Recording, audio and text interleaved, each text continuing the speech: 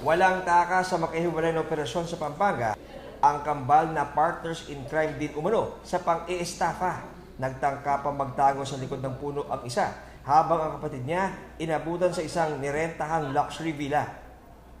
Yung mga warrant na ito ay estafa cases din sa mga previous transactions din sa halos parehong mga klase ng business transactions. Background ng ating subject ayon sa aming pag-iimbestiga ay yung isa ay tumakbong mayor dati nitong nakarang eleksyon sa Baguio City at yung isa ay kakambal niya na parehas niya ding may kaso ng estafa doon sa Baguio City. Reklamo raw ng mga biktima.